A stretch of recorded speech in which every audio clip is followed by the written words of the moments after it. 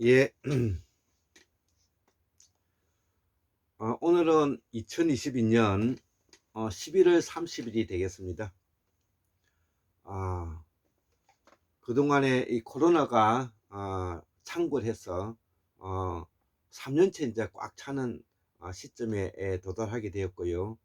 또 오늘은 날씨가 매우 올해 들어서 제일 추운 시간이 되겠습니다.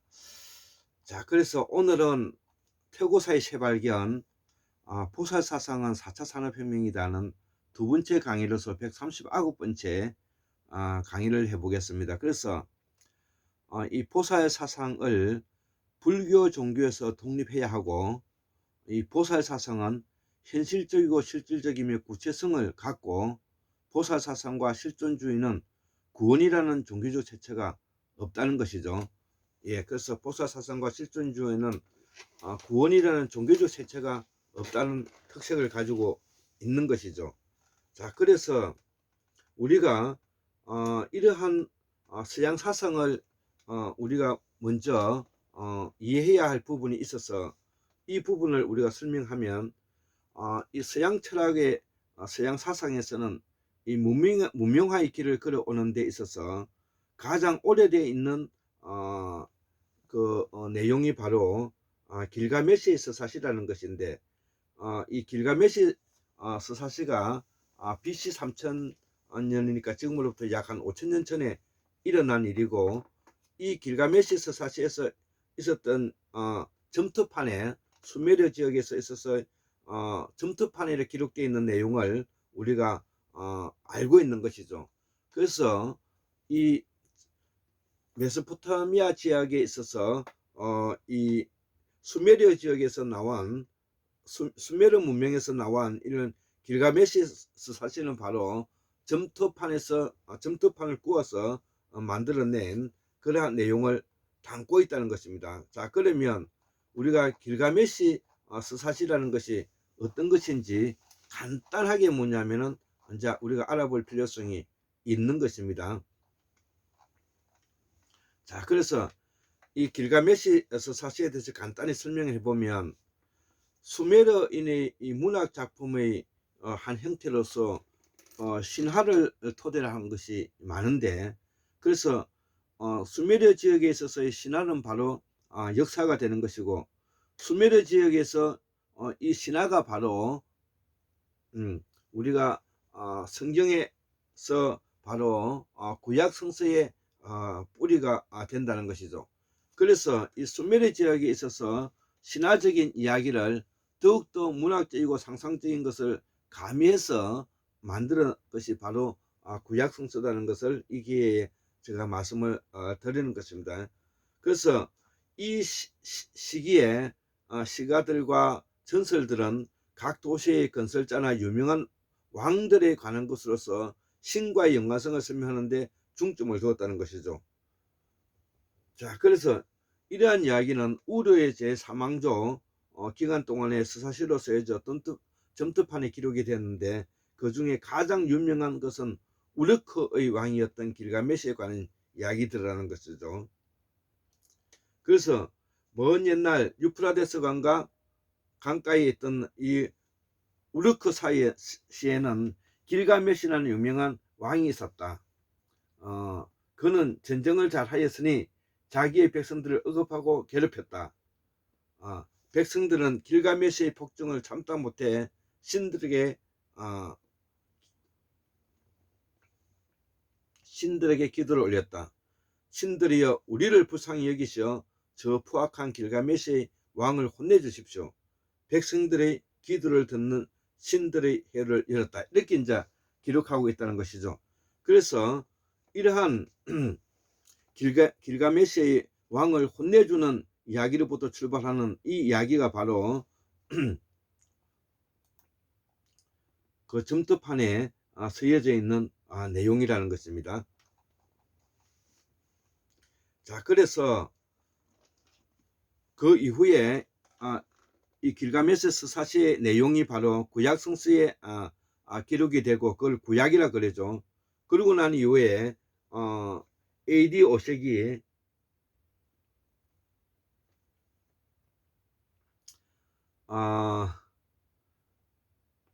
예, 우리가 플라톤의 이원론이라든지 아리스토텔레스의 그 이론론, 예, 이런 것들이 이제 그 설명을 할 수가 있는 것이죠. 그래서 이 플라톤이나 이 아리스토텔레스는 바로 BC 시대에 살았던 사람들이죠. BC 한 5세기에서 4세기 사이에 살았던 사람들이죠. 그리고 나 이후에 이제 AD라고 말하는, 우리가 예수가 이제 태어난 시기를 말하는데, 예수는 BC 4년에 태어나 가지고 AD 30년에 죽었던 그런 사람인 것입니다. 자, 그래서 바울의 그 뭐고 서신이 있는데, 그 바울의 서신은 600 얼마에서 400 얼마에서 657인가 하는 그런 이제 시간을 가지고 있고, 그리고 예수 이후에 예수, 바울, 그 다음에 마가, 마태, 누가복음 이런 복음서가 이제 나오게 되는 것이고요. 또 그 이후에 신약 성서라든지 아리우스, 그 다음에 아타나시우스 2955년에서 3703년. 자, 그래서 이 펠라기우스, 아우쿠스티누스 이런 것들이 뭐냐면 해방 이후에 이제 우리가 설명되고 있는 내용들이라는 것이죠. 그래서 이러한 바탕이 바로 문화와 개인의 합리성의 과정을 밟게 되는데, 이것이 바로 이 문화혁명을 일으키게 되는 원동력이 되더라는 것이죠.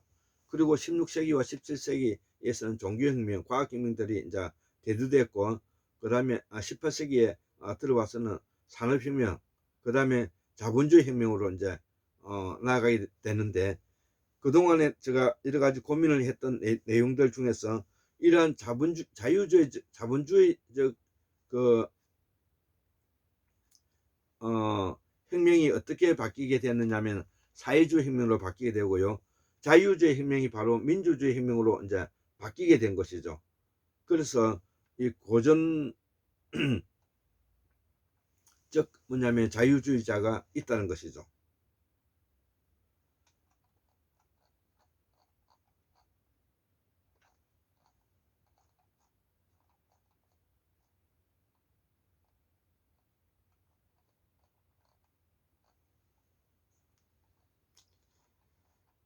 자, 그래서 오늘 두 번째 또 강의도 이러한 그 인간의 존성을 존중하는, 우리가 보호하는 구조로서, 우리가 인간 중심형 네트워크 구조로서 뭐냐면은 연대와 보정, 대화와 토령, 협의와 상생의 길을 나아가는 방향으로 우리가 발전해 가야 된다는 것을 우리가 설명하고 있는 것입니다.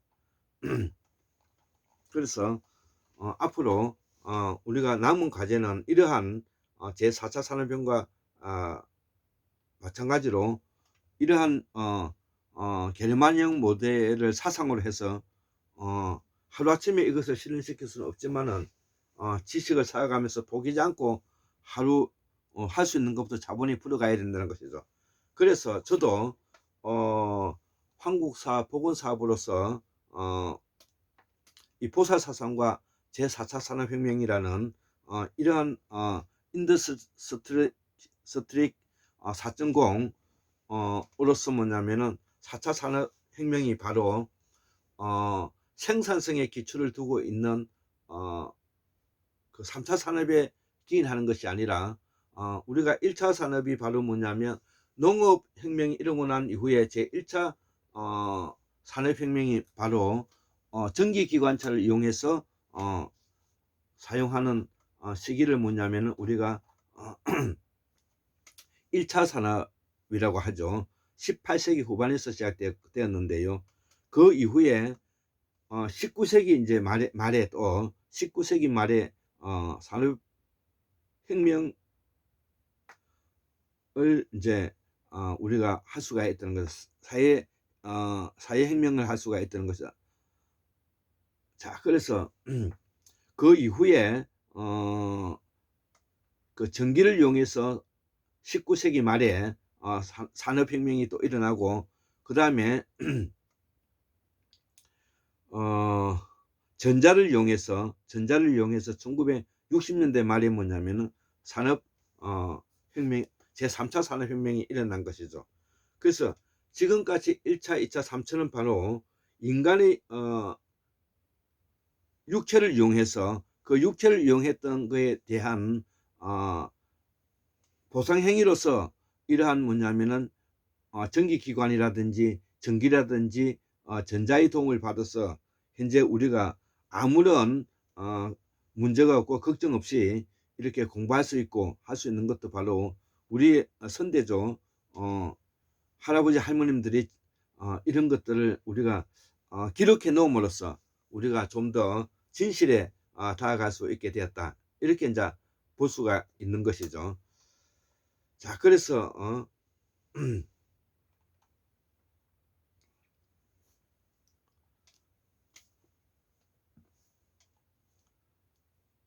인간의 발전, 문명의 발전 과정에서 바로 이러한 길가메시스 사시에서 토마스 아퀴나스 1224년에서 1274년까지 살았던 분인데, 이 토마스 아퀴나스에 와서 우리가 신의 섭리와 은총이라는 문제를 다시 명령체계와 의학과 착취로부터 해방할 수 있도록 그 길을 모색해 가야 된다는 것입니다.